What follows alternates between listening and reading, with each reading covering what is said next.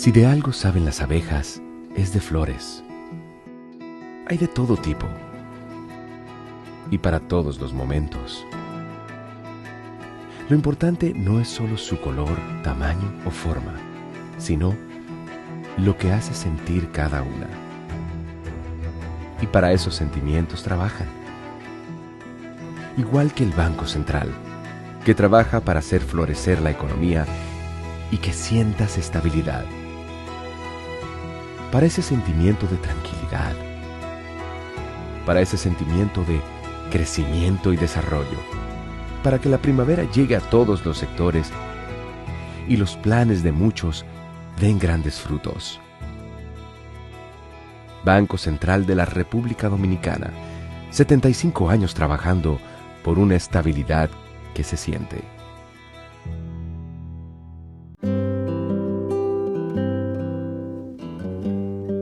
Hoy sé que no pido ni un rayo de sol para verte. No las tengo todas conmigo. Me deslumbras, me hipnotizas. De repente renaces despierto. No pido nada. Hoy sé que te quiero. Donde sea que haya un dominicano, ahí estaremos con él, porque somos Banreservas, el banco de todos los dominicanos.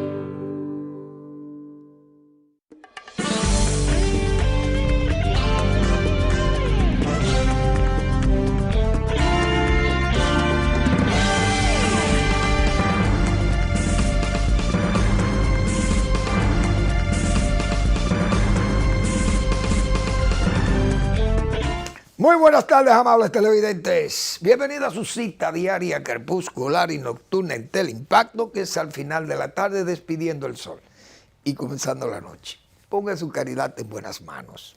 Apoye el Patronato de Lucha contra el Cáncer de Villa González Incorporado. 809-443-8010. También el Hogar Escuela Santo Domingo Sabio. Otra magnífica oportunidad que usted tiene para poner su caridad en las manos de los salesianos de la Iglesia Católica, gente comprometida solamente con la formación, la educación y en este caso la formación de jóvenes en alto riesgo, llevarlos a ser ciudadanos útiles al país, sacarlo de esas garras de la delincuencia. Avenida Independencia, casi esquina Avenida General Gregorio Luperón, en Santo Domingo. Bueno, hay que iniciar el programa. Nosotros sabemos que hay un interés, vamos a llamarle así, hay un empeño de que el gobierno quiere hacer de la policía una institución mejor, porque nadie puede pensar que el gobierno o el Estado o el país quiere ir a menos, quiere ir a más, quiere ir a lo mejor. Y nosotros tenemos que luchar por tener una buena policía, una institución que sea respetable, que la gente la respete, la aprecie por el servicio que le hace. Y eso está muy bien, que se pueda lograr algún avance en la Policía Nacional. Porque uno sabe que ha habido muchos abusos y hay gente que no está formada, ni tiene ni la educación formal, ni la educación del hogar, ni el nivel de convivencia social, qué sé yo, que pueda ser del policía, una persona que entienda la ciudadanía, porque hay gente que viene muchas veces viene de las situaciones más difíciles, de pobreza, de exclusión social, y entonces sea la persona que llega a policía o a guardia y esas cosas, uno sabe todas las dificultades que arrastran. Ahora, la autoridad siempre ha sido la autoridad. En los tiempos más remotos del país, la autoridad ha existido. Y los ciudadanos tienen que respetar a las autoridades, porque entonces si no, se vuelve un desorden. Es decir, siempre ha habido policía, como se dice, seguridad, guardia, como se le quiera llamar. En Roma existían ahí esos legionarios, todos esos centuriones, y la guardia palatina o palaciega, todos estaban ahí cuidando a su César y cuidando a su senador y las instituciones públicas, etcétera. Donde quiera ha sido así. Ahora yo estoy viendo como un comportamiento que la gente se está aquí en este país, principalmente la gente joven de la periferia. La gente o esos jóvenes se están dando a la tarea de resistir, muchos de ellos están dándose a la tarea de resistir el apresamiento policial. Se rebelan y piensan que porque están filmando a los policías, porque las redes es un espacio que le protege, porque si me maltratan van a salir ahí en todos los medios de opinión y en todos los espacios de televisión y noticiarios van a estar expuestos los policías, pero los policías no están tampoco como para que le humillen y que se le resista a la gente, porque entonces el policía apela a la brutalidad muchas veces. Porque no es que apela, vamos a decir, a todas las herramientas que debe tener un policía para someter a una persona a la obediencia, pero es que en los sitios más desarrollados, los países más desarrollados, donde hay policías que tienen un entrenamiento y academias y de la cual copiamos o siempre ponemos de ejemplos que por qué no somos como esos policías, no tenemos policías así. Verbigracia, Estados Unidos. Pero la gente también en Estados Unidos se le quiere revelar a los policías. Y entonces hay como un comportamiento mundial, pienso yo, quizás estas redes, por las redes, que como todo se filma, todo se le hace una fotografía o un video, la gente piensa que tiene esa ventaja a su favor para tratar de resistirse ante el policía. Y yo creo que la gente, me refiero al país, si a usted lo van a buscar o lo quieren detener preso, y van 3 policías, 2 policías, o un policía, usted tiene que respetar, usted tiene que, ¿dónde es que usted me va a llevar? Al cuartel? Muy bien. Mire, usted tiene una orden de conducencia, yo tengo que apresarlo y llevarlo al cuartel, porque usted tiene una denuncia allí. Ok, o mire, esto es una decisión de un juez y andamos detrás de usted hace un tiempo y se le hizo un aviso y usted no aparece.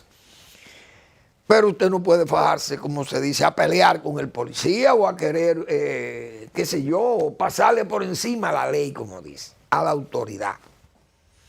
Porque el policía le va a responder con dureza, y eso estamos viéndolo en muchos casos que yo he visto aquí en la sociedad nacional. Pero yo voy a poner una imagen de un policía que es en los Estados Unidos, a los haitianos, que si un policía dominicano le da a un haitiano, le da esa trompada, ese trompón, como se dice, que ese policía, mire, eso es una discusión de esos haitianos que andan ilegales en los Estados Unidos. Fíjense, se le quiere resistir al policía, atiendan eso, miren qué trompón. Eso no es una trompada, no, eso es un trompón. Y esos policías, señores, eso le dan a un haitiano aquí. Y la Cancillería es la primera que sale a decir que ese haitiano, bueno, que no castiga a la OEA, porque el canciller fue de lo que bajo el dedo, como dicen, contra el país.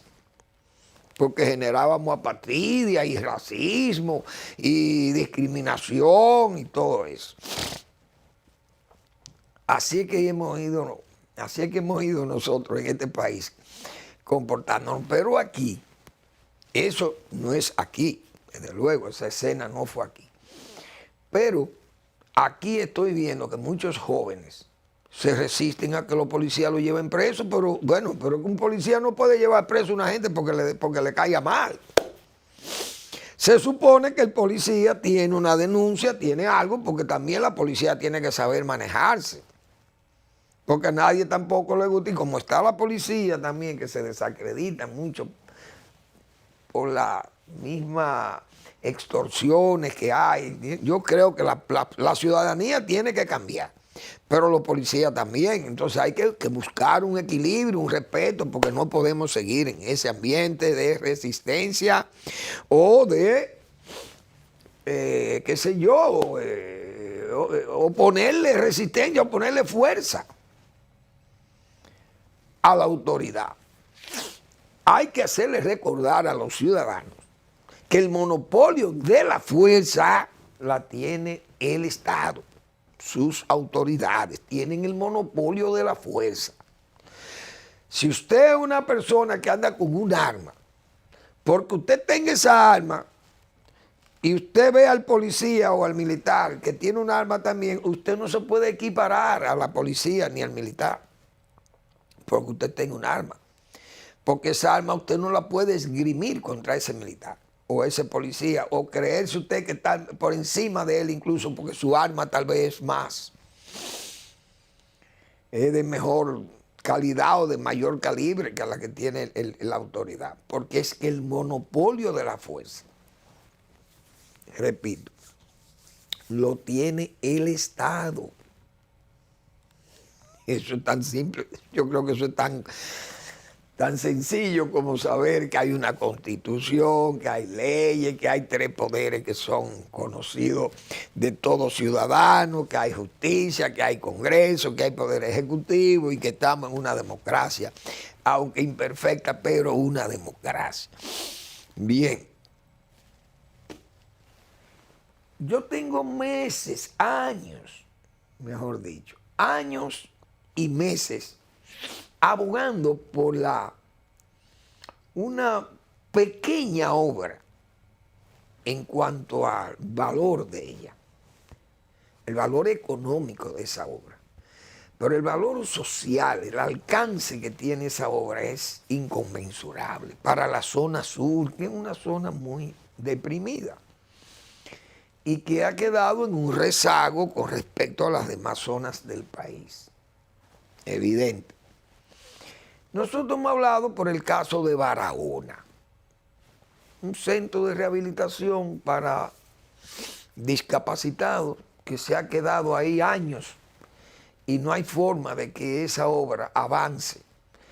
Pero avance para ser acabada, terminada, porque es un anexo, es una ampliación de ese centro tan útil, tan necesario para brindarle servicio a poblaciones principalmente envejecientes o gente o niños, perdón, que tienen problemas o enfermos que sufren amputaciones o discapacidades de sus miembros mayores o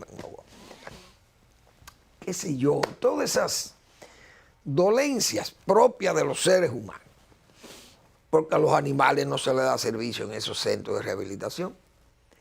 Entonces, personas que ya tienen también problemas, por ejemplo, de ACV, qué sé yo, que se discapacitan por los problemas de ACV o problemas, dolencias, qué sé yo, cardiovasculares, etcétera, o accidentes, fracturas, etcétera. Y no ha habido forma de que alguien se haga eco de aquello. Ni siquiera la gente de Barahona, he dicho yo, para que aquella obra sea terminada, pero no hay forma. Yo tengo, como saben, los que ven este programa, saben que tengo años en eso. Desde el gobierno de Danilo Medina, que fue cuando se inició esa ampliación. Ahora, como el gobierno hizo un aparataje allí en Barahona, en esta semana creo que el domingo el presidente fue, bueno, y entonces como el presidente está como se dice vulgarmente, tirado de lleno en el sector turístico, queriendo que ese sector pues, absorba toda la capacidad será de empleo del país. Como es una actividad que hoy representa la locomotora de la economía nacional, porque es el que mayor aporte le hace al Producto Interno Bruto, el gobierno pues ha hecho hincapié en ese sector, en la dinamización de ese sector. Entonces el domingo se hizo un camino a la playa de Saladilla y bueno, y se inauguraron una plaza para vendedores y todo ha sido una adecuación del área de playa y del área de movilidad, el camino que da acceso a la playa, pavimentado y un gasto creo que de 150 millones de pesos en todo aquello. Entonces hoy yo acabo de leer y de ver unas imágenes subidas a su cuenta de Twitter por el doctor Hugo, o el licenciado Hugo Giuliani Curi, una personalidad de este país y un hijo de Barahona. Y el licenciado Hugo Giuliani Curi hace referencia a esas obras que inauguró el gobierno o que el gobierno le dio apertura como una readecuación de ella. Perdón, él señala que la zona tiene muchísimas exigencias más prioritarias que esa. Y además señala la ilegalidad de hacer un camino en terreno privado, incluso, que no es un terreno público. Y yo capté la imagen del Twitter de don Hugo y la voy a mostrar ahí para que vean el mensaje de don Hugo. Miren, Hugo Giuliani Curi, que repito, es una personalidad de este país y un barahonero de pura cepa. Hacer eso en un pueblo donde hay tantas otras necesidades de mayor prioridad es vergonzoso y revela falta de visión desarrollista. Además, afectando con esa construcción en terrenos privados es un abuso de poder. Ese fue el mensaje que él dejó sobre esas imágenes que yo voy a mostrar ahora, si Eri es tan amable. Miren, ese es el camino que el gobierno pavimentó hacia la playa, pero parece que le está ocupando terrenos privados. Entonces, como decíamos nosotros ayer, fíjense cómo el gobierno invierte 100 y pico de millones de pesos para adecuar la playa de Saladilla y llevar un camino para que la gente vaya a divertirse ahí. Y don Hugo hace señalamiento a obras prioritarias y yo me ensarto, como dicen en ese comentario, porque tengo años pidiendo precisamente para una obra tan útil y tan necesaria como es el Centro de Rehabilitación de Discapacitados de Barahona, la ampliación de ese centro para darle servicio a toda la región suroeste del país. Y no hay forma de que los gobiernos vayan, porque esas son obras que ellos no la ven, eso no da voto. Decía yo ayer, esa obra no da voto. Entonces miren ahí.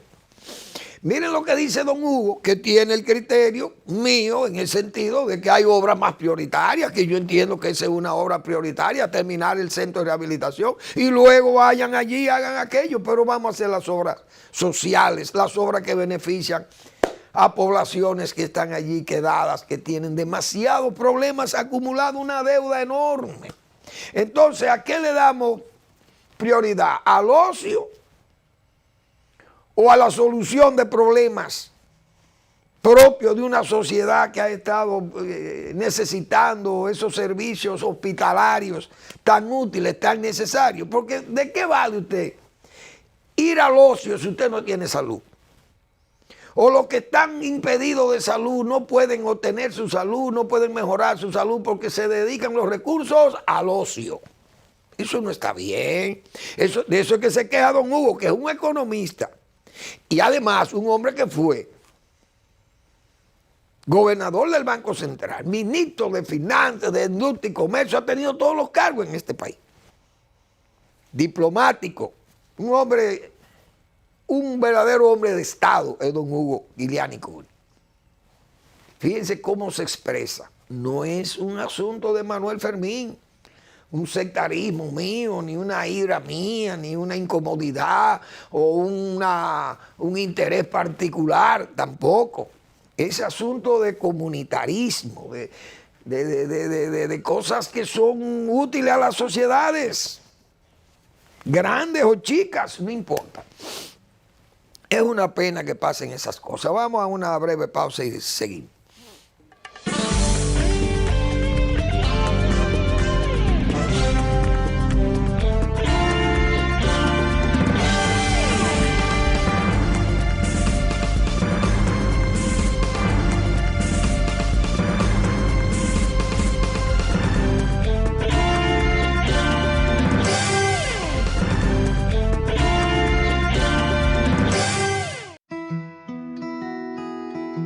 Si de algo saben las abejas, es de flores. Hay de todo tipo y para todos los momentos. Lo importante no es solo su color, tamaño o forma, sino lo que hace sentir cada una. Y para esos sentimientos trabajan. Igual que el Banco Central, que trabaja para hacer florecer la economía y que sientas estabilidad. Para ese sentimiento de tranquilidad, para ese sentimiento de crecimiento y desarrollo, para que la primavera llegue a todos los sectores y los planes de muchos den grandes frutos. Banco Central de la República Dominicana, 75 años trabajando por una estabilidad que se siente.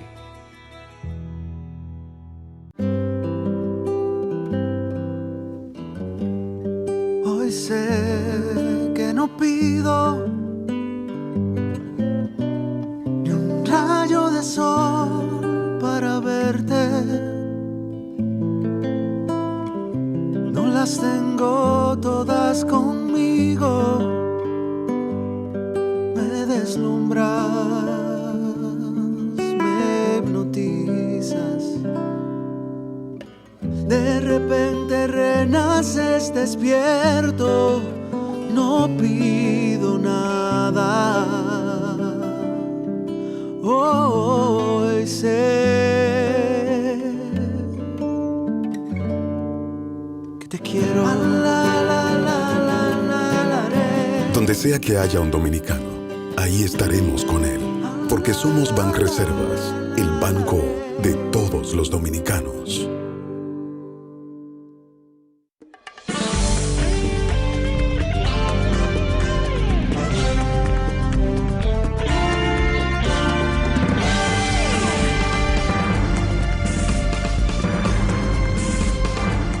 Bien, señores, después de aquella sandez, porque así es que hay que calificar aquello, aquellas expresiones del ministro de las Fuerzas Armadas,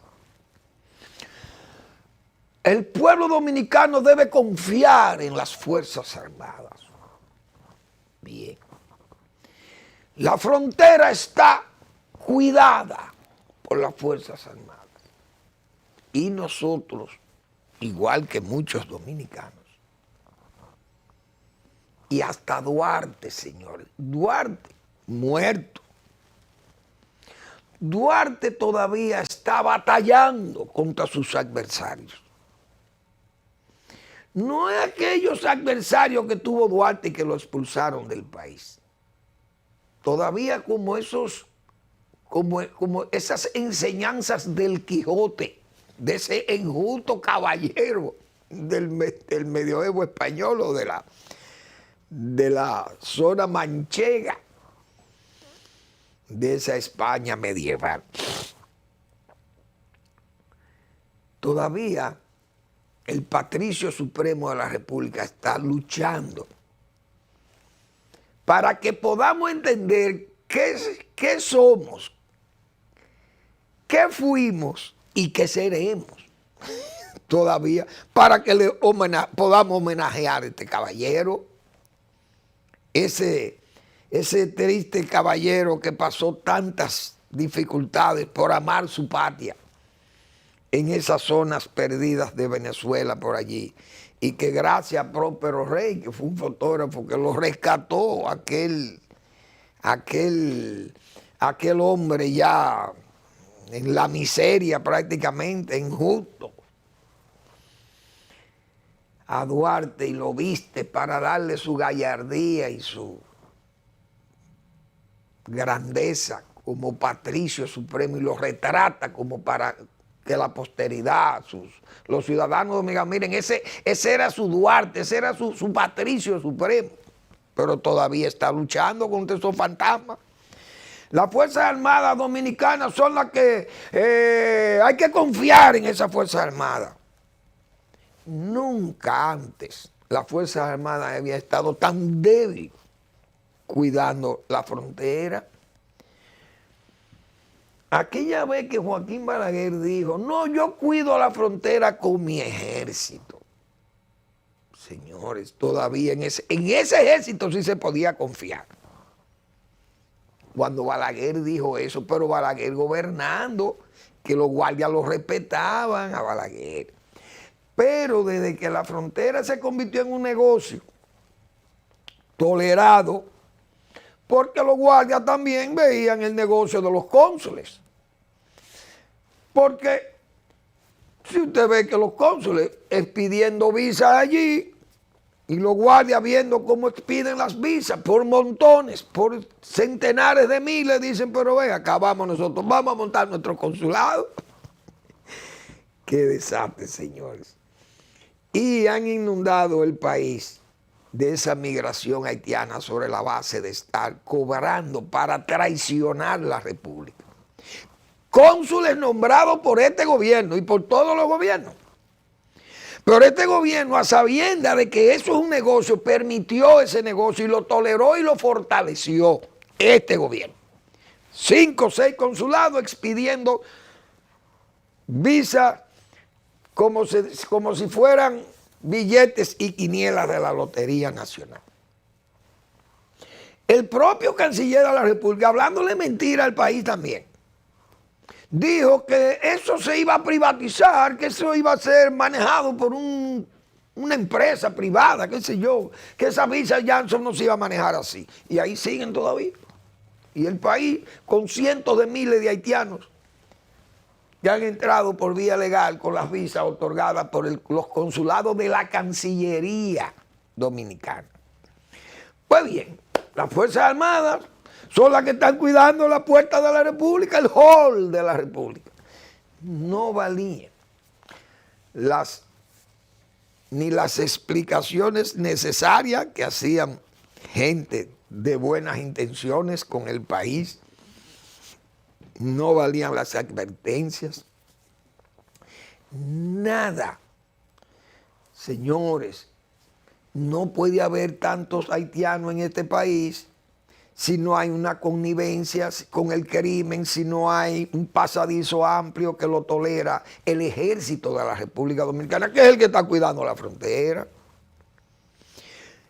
Ninguna autoridad se hacía caso de ello.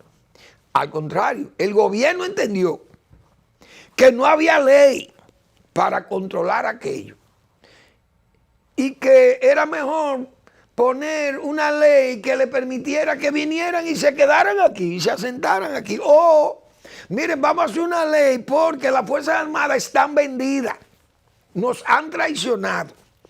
Y entonces, como están vendiendo las visas, los pasos en la frontera, vamos a proteger a esa gente que viene y así fortalecemos el ejército, que sigue el ejército con su fiesta de permitir el paso, traicionando la patria. Porque la ley de trata, ¿qué era lo que decía? Eso. En el momento que usted extorsione a un haitiano, un migrante, y venga y diga que a él lo pasaron y él tuvo que pagar porque si no lo iban a matar en la frontera, que los guardias lo amenazaron de muerte y él pagó y pasó. Pero que pasó bajo esa molestia del soborno del militar. O las mujeres que venían también maltratadas porque ahí hay unos guardias que le cobran. Miles de haitianos están aquí en esa condición, dejándolos pasar, como se dice, por sus pagos, por sus coimas, por sus sobornos a los guardias.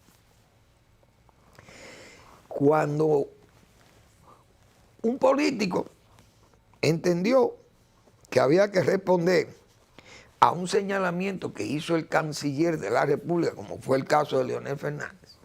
Leonel Fernández dijo, no, por ahí hay una ley que se aprobó, incluso en el gobierno de Hipólito Mejía se aprobaron esas leyes. Y en mi gobierno aprobamos un protocolo en Palermo, qué sé yo. Pero ahí está la ley 137-03, que si se sacó esa ley se puede trabajar. Y no hay que ir a esta otra ley de trata y estas cosas. No, con esta ley se puede trabajar.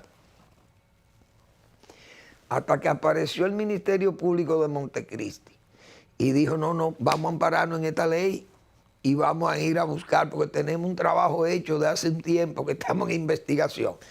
Y hemos detectado un grupo de militares, desde luego. Uno sabe que esos militares, en la milicia no se coge dinero así, no se soborna guardia tan fácilmente, en el sentido de que se van a meter razos y clases en el negocio y los oficiales superiores no van a saber lo que está pasando. Los oficiales superiores saben lo que hay. Entonces el Ministerio Público tiene que ir a decirle a los guardias, mire, a los que están detenidos, que hay que cantarle mínimo 30 años. Por traición a la patria. Y que eso está ahí, el Código Penal, yo no sé, el doctor Castillo ha explicado muchísimas veces lo del Código Penal y la traición. Entonces, esos guardias, desde que el Ministerio Público lo interrogue, tiene que decirle lo siguiente. Miren, caballeros, la pena que a ustedes le cabe, además de estos 18 meses que estamos nosotros pidiendo de medida de coerción para ustedes, y que los jueces seguro que nos van a complacer, porque las pruebas están ahí contra ustedes. Pero a ustedes les va a caer una pena por lo menos de 30 años. Ahora ustedes pueden negociar con nosotros. Díganos cuál es la cadena de mando del soborno. Porque ustedes no estaban cogiendo dinero solo, porque no es verdad que un militar de alto rango, léase generales y coroneles que están en la frontera, saben que un militar de eso está sacando diariamente un cerón de dinero. No es verdad que los oficiales no van a saber eso. Lo saben de más y hay que llevarle lo de ellos. Por tanto, esa es una investigación que puede ayudar muchísimo a corregir ese problema que hay en la frontera. Que al que le canten 20 años por traición a la patria, los demás no van a querer meterse en ese pantano porque saben lo que les espera. Y los oficiales superiores que están en esa trata ilegal, ilegítima, traicionera contra el país, tienen que pagar con su cargo y con la cárcel, inclusive si fuera necesario, porque no le podemos temer a generales. Ahí hay muchísimos generales presos por corrupción. ¿Qué importa que sigamos metiendo generales presos por corrupción de la frontera? Y esta corrupción está más grave todavía que la corrupción administrativa. Porque esto sí es una lesión a la patria, directamente a la patria dominicana. Entonces, el Ministerio Público de Montecristi, que hay que felicitar ese gesto, además de desenmascarar las sandeces del Ministerio de las Fuerzas Armadas, que ha estado hablando y diciendo que están haciendo y no están haciendo nada, lo que están haciendo es eso, lo que determinó el Ministerio Público, que es que los guardias están en el negocio de estar permitiendo la entrada de ilegales al país en forma indiscriminada, desenfrenada, Y eso hay que pararlo.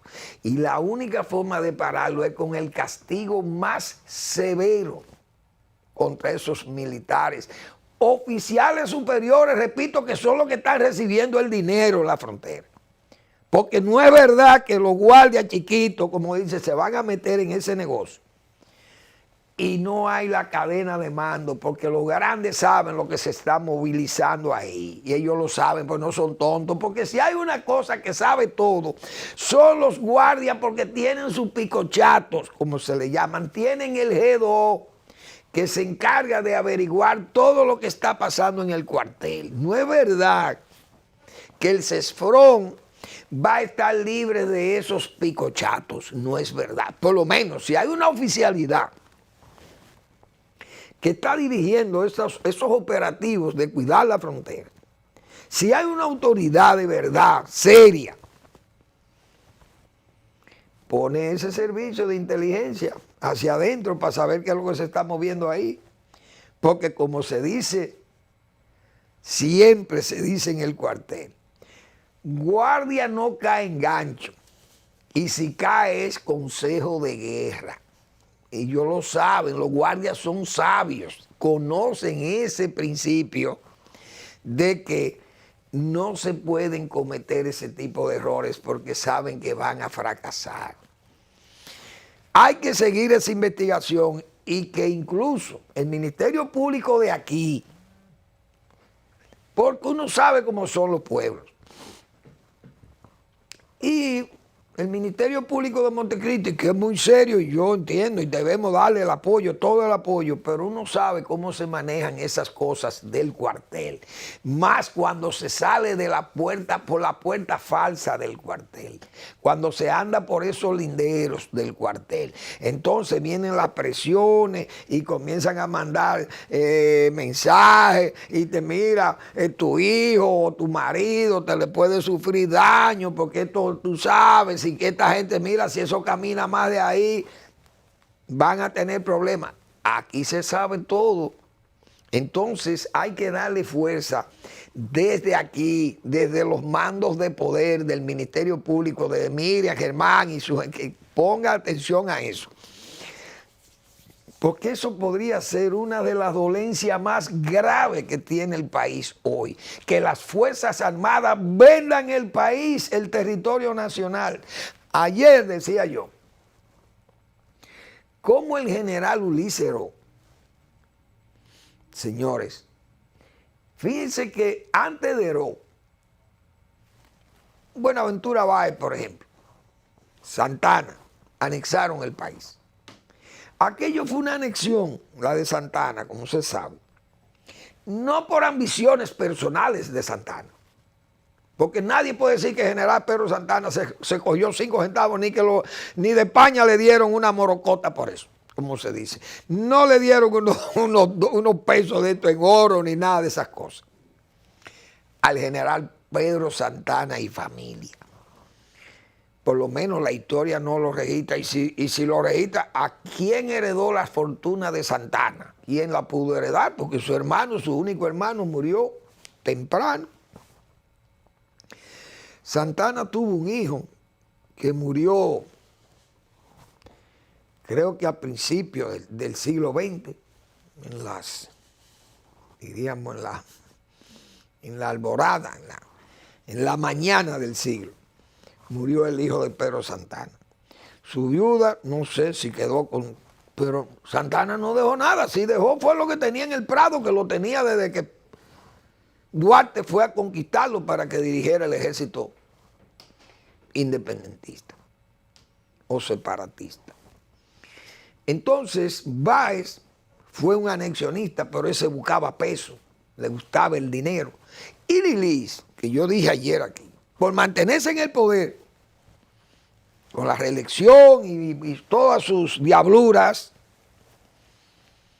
llegó a un acuerdo con los haitianos de venderle territorio a los haitianos a cambio de dinero, 5 millones de pesos, de dólares de la época.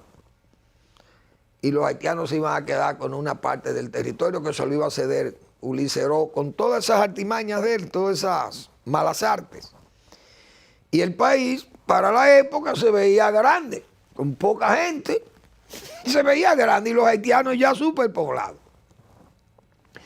Pero decía yo ayer, vino la providencia divina y mandó a esos valerosísimos mocanos que dispusieron del tirano el 26 de julio del año 1899 en la mañana, o en la tarde, no recuerdo, creo que fue en la tarde.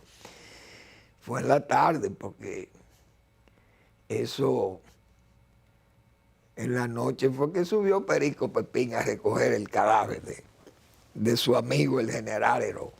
Pero es para que se vea cómo cuando lo militar se mete en el negocio de vender la soberanía, de ceder la patria, eso es muy peligroso y muy dañino. Y hay que darle un castigo ejemplar y llegar a donde tenga que llegar el Ministerio Público, que busque, porque ahí eso no es verdad, que esa cadena se para en un teniente. No es verdad. O revisemos los capitales de los que han estado ahí, de los generales y coroneles que han estado de servicio en la frontera, para que veáis por dónde le entra el agua al coco. Vamos a la pausa.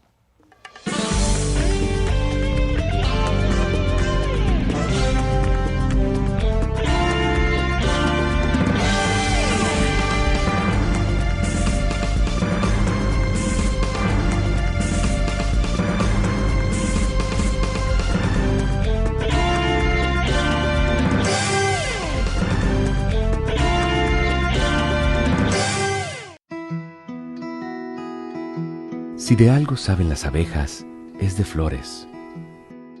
Hay de todo tipo y para todos los momentos. Lo importante no es solo su color, tamaño o forma, sino lo que hace sentir cada una. Y para esos sentimientos trabajan. Igual que el Banco Central, que trabaja para hacer florecer la economía y que sientas estabilidad.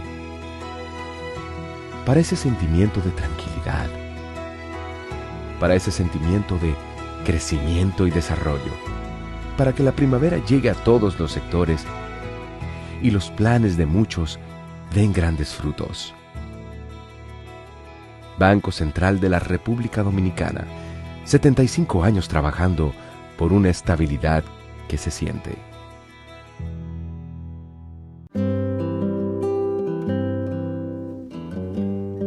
Hoy sé que no pido ni un rayo de sol para verte. No las tengo todas conmigo. Me deslumbras, me hipnotizas.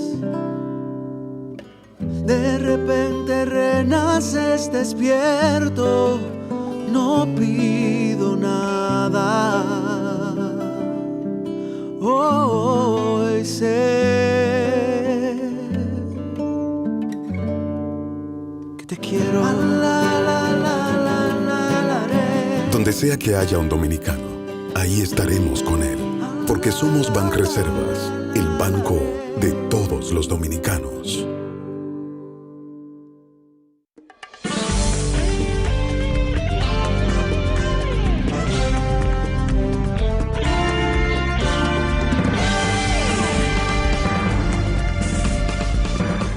Yo me he encontrado con este tweet de Mike Pompeo, ex secretario de Estado de los Estados Unidos, en el gobierno de Donald Trump, y ex director de la CIA. Dice Mike Pompeo, el hombre de Danilo Medina, de la advertencia de Danilo Medina: la Constitución deja en claro que defender nuestra frontera es responsabilidad central del gobierno. Y necesitamos líderes dispuestos a hacerlo por cualquier medio que sea necesario. Eso dijo Mike Pompeo de su frontera, su país, Estados Unidos, y la Constitución vela por eso. Pero la nuestra es lo mismo, eso aplica aquí. Y necesitamos líderes que estén dispuestos a eso. Usted está oyendo, presidente Abinader. Los líderes nuestros tienen que defender el país porque la Constitución se lo exige. Y ustedes juran ante el Congreso, juran allí defender la Constitución y las leyes y la soberanía de la República. Entonces, leyes como esa que se sometió del Estado, son leyes que van en contra de la Constitución, en contra de la soberanía, en contra de la frontera. Bueno ese tuit del señor Mike Pompeo, porque, repito, aplica a nosotros. Entonces, yo creo que es una falta de respeto también de algunos medios de comunicación. Yo leí hoy este periódico en La Opinión de Diario Libre de hoy. Yo no sé qué pasa con Diario Libre y Leonel Fernández. No sé, la señora Inés Aipún es la directora de este periódico, pero no sé qué malestar o qué sienten esa gente, los directivos de este periódico. Tienen aversión, no aversión, pero animaversión tienen contra Leonel Fernández. Porque si Leonel Fernández sale a hacer lo que está diciendo Pompeo, que necesitamos que los líderes nuestros se comprometan a defender la Constitución, a defender las fronteras, no a decir como el embajador que nosotros tenemos en España, que las fronteras no existen, que no hay soberanía, que eso no existe. No, hay fronteras. Y Estados Unidos tiene su frontera y Europa tiene su frontera. Entonces, este periódico se extralimita, digo yo, con esta opinión. Dice aquí, el ejército y los ilegales. Esto es su editorial de hoy. Pero en el último párrafo se refieren así. Dice, cada día se evidencia de manera más fehaciente la necesidad de un pacto nacional sobre el tema de la migración. Bien. Porque, ¿qué es lo que la gente, qué es lo que nosotros pedimos? Que se le escuche al país y a las voces que están defendiendo el país, porque es por dinero que nosotros estamos defendiendo este país. Cuando Marino Vinicio Castillo hace una exposición sobre la defensa de la soberanía y de la Constitución y de que hay que defender el país, no lo está haciendo por dinero, ni para que le recojan dinero, está llamando, clamando para que se le escuche. Bueno, pues vamos a escucharnos todos. Pero no vengan y se inserten en un colectivo a conspirar contra el país y a servirle a los intereses particulares e intereses internacionales que quieren que República Dominicana les resuelva los problemas que ellos no son capaces de resolver o que lo han agravado, que es peor, en el caso haitiano. Entonces dice este periódico, se necesita de ese pacto nacional, sentar las bases de un consenso sin banderías partidarias. Muy bien, ojalá, pero miren lo que hacen.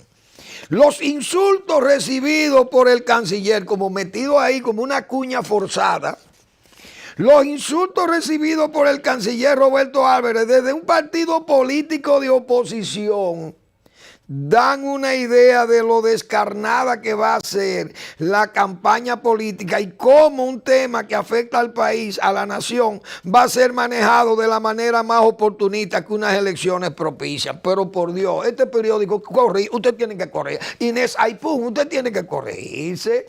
O usted es una pluma de alquiler. Porque esto, con malvelado disimulo, todo el mundo sabe que esto está dirigido a Leonel Fernández. Pero venga acá, entonces, ¿en qué que estamos? Porque Leonel Fernández lo que está defendiendo, que no se somete a una ley que es mala. Pero el que insultó a Leonel fue el canciller, no fue al revés, porque Leonel Fernández no es hombre de acciones vengativas, ni de púas vengativas, ni hombre de odios gratuitos, ni de expresiones destempladas, un hombre de juicio sereno, fluido y qué sé yo, y decente. Pero esos son los líderes que se involucren, excelente, pero si se involucran es malo, porque entonces eso se ve partidario. Bueno, pero ¿quiénes son los líderes? Son los líderes de los partidos. Si Miguel Vargas dice lo mismo, entonces también un insulto. No, al canciller no se le ha insultado, el que insultó fue el canciller, que usó términos de manipulación, que Leonel Fernández es un manipulador, que Leonel Fernández tiene unas expresiones hipócritas, espurias. Pero ¿y quién es que ha insultado por fin? Pero fíjense cómo tuercen Este periódico que parece, digo yo, que la señora Inés Aipún, que la directora, tiene algo contra Leonel Fernández y su partido. Porque yo no entiendo. Mientras Mike Pompeo dice, señores, necesitamos que los líderes se involucren.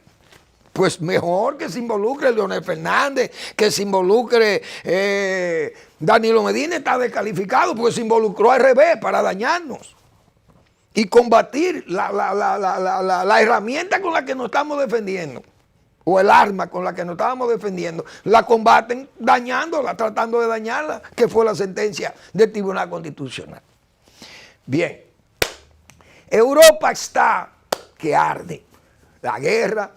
Hoy Putin, el pobre, yo le digo el pobre, pero no es pobre nada, es el Hitler de la nueva Europa.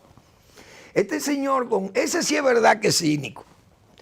Y vimos ese auditorio a 25 metros de él, lejísimo. Una cosa increíble, pero miedo a qué? A las armas, como decía el comentario del tuit, de que el arma más precisa que puede haber, una pistola que no alcanza a ser a esa distancia de 25 metros de distancia, donde estaba él leyendo el podio. Pero Putin ha dicho que Occidente tiene la culpa de esa guerra, porque Occidente quería instalarse en Ucrania para destruir a Rusia. Pero ¿y cómo usted le va a hablar al mundo en una situación como esta? Después que usted viene y le sale a ese pueblo de Rusia, decirle que usted tiene una operación especial allí, y que usted va y bombardea este país y lo lleva a la degradación prácticamente de la vida diaria de Ucrania, la destruye. Y este señor viene y dice que Occidente quería destruir a Rusia. Rusia no ha caído un fósforo encendido. Que Occidente inició esa guerra. Pero por Dios. Hoy, ¿quién era que ocupaba el Donbass? ¿Quién fue que vistió soldados con falsa bandera, con uniforme distinto, que tomó a Crimea? Lo que pasa es que usted fue lo que le dijo Biden, usted se equivocó, usted pensaba que Ucrania no tenía defensa, que la OTAN se iba a dividir y que Europa estaba dividida y usted le fracasó. Y Europa no ha fracasado, Europa está más unida, ayudando a Ucrania, y Ucrania no va a fallar, no va a fracasar. Está viva. Oigan, ese discurso de Biden, entonces lo ha dicho en la misma zona, en Varsovia, a distintas horas, pero en el mismo territorio, en la misma Escandinavia, una guerra que no se está librando en una jungla, en esa Europa culta, que va desde las estepas de Ucrania, vamos a llamarle así, hasta la Escandinavia, las lomas de Escandinavia, a la Finlandia y Suecia y qué sé yo, todas esas zonas ahí que son miembros de la OTAN. Pero yo digo lo siguiente, si la OTAN quisiera atacar a Rusia, lo hubiera hecho desde Turquía, porque Turquía hace frontera con la Unión Soviética. La Unión Soviética, cuando instalaron la OTAN, se instaló en Turquía. ¿Y por qué no alegaron que se iba a lanzar un ataque contra Rusia desde ahí? Nada, todo eso es un argumento falso del señor Putin, que ha actuado como un verdadero genocida. Que se preparen los que se durmieron en ese acto, de ese discurso a la nación, que vi hasta al canciller de él muerto, dormido, y varios que estaban dormitando, me imagino que estaban hartos de oír tantas sandeces de parte del mismo Putin, que siempre ha estado chantajeando a Occidente con las armas nucleares. Bueno, ahora yo me salgo de ahí, siempre con el mismo chantaje de las armas nucleares. Y después que lo aprietan, entonces dicen que no es mentira, que él no ha hablado de armas nucleares. La verdad es que Europa, Ucrania, que ha demostrado un valor extraordinario, y Occidente, él sabe que está peleando con Occidente, porque él lo sabe que está peleando contra Occidente. Porque Occidente, si deja a Ucrania sola, ya hace rato que él se la hubiera tomado.